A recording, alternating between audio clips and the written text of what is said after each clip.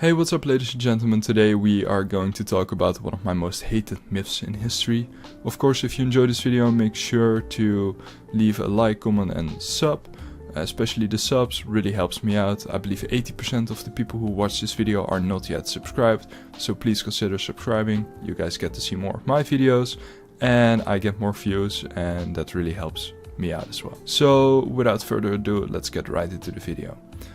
In 1672, the Netherlands was attacked by 4 belligerents. You would have France, you would have England, you would have Munster, and you would have Cologne.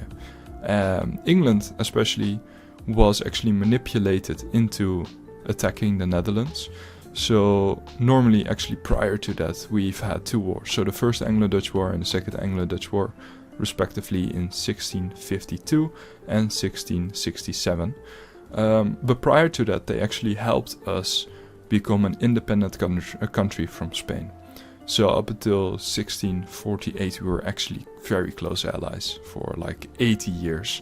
The British actually partook in most of our battles against Spain on land with a sizable army. So basically, King Louis approached Charles II and he promised him wealth, he promised him money, land. And if he was going to attack the Netherlands with France. And it really did help, because in Dutch history 1672 is widely known as the disaster year, which speaks for itself, right? Often it's cited as the year which kicked us out of our golden age, which lasted roughly 80 years. Anyhow, 1672 we have had a leader for a while.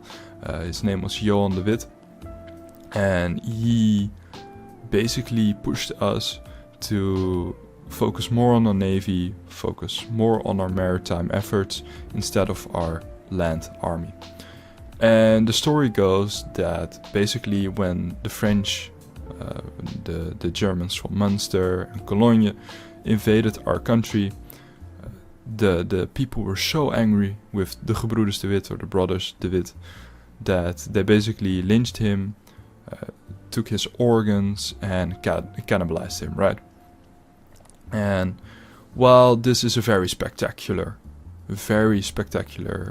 thing to happen to someone, we have to keep in mind several things. The Gebroeders de Witt, or the brothers de Witt, were very polarizing political figures.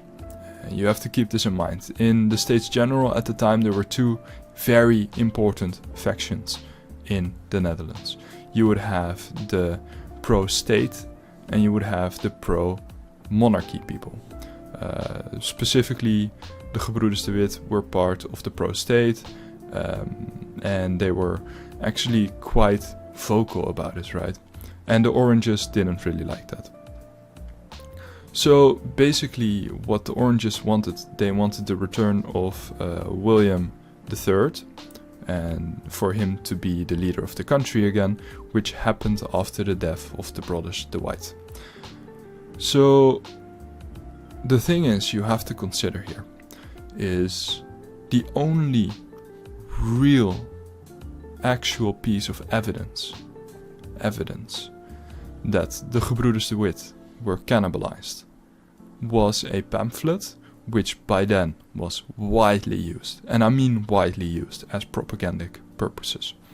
You would just have to look a century earlier at William of Oranje-Nassau, and it worked famously well. It worked incredibly well for him, because he was able to frame the Dutch War of Independence as a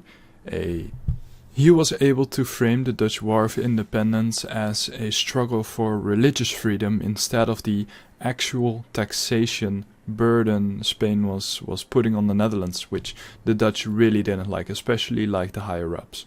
So they were able to spread this propaganda saying that it's unfair to the Protestant people and that they should rise up against Spanish rule. But in reality it was mostly about taxes. Later in his life, Willem of Oranje-Nassau eventually did start to believe in the pursuit of religious freedom, but it wasn't really that in the early days of the war. Anyway, so it's already proven that the pamphlets are a piece of propaganda, and the Oranges really used it, right? They try to rile up the mobs to go after Johan de Witt and to try and install William III as the ruler of the Netherlands, and it worked quite famously, because the Gebroeders de Witt were captured, were lynched, were brutally tortured, to say the very least, yet it's very, very doubtful that they were cannibalized. And this is mainly because, one, there's only one source of propagandic information, so that's one. Two, the Oranges had something to gain by saying they cannibalized him. It's to rile up the Dutch inhabitants against, of course, the statespeople, to push for William III to take the lead of the country. And third, it's a country in a wartime state. It's getting invaded by France, by Cologne, by Munster, by England at the same time.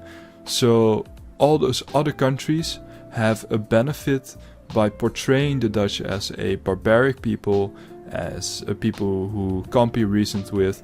Like, oh hey, look what they did to their own leader. Imagine if they capture you, what they're gonna do to you, or something of the sort, right? So yeah, a lot of reasons there are to be very skeptical of them actually being cannibalized. There is too much reason for them to just say it without it being true. Of course we weren't there, so it's impossible to know, but personally I'm very skeptical that it happened the way it's often portrayed it is. Anyway, I would like to thank you for watching. Make sure to leave a like, comment and sub, and I'll see you guys in the next video.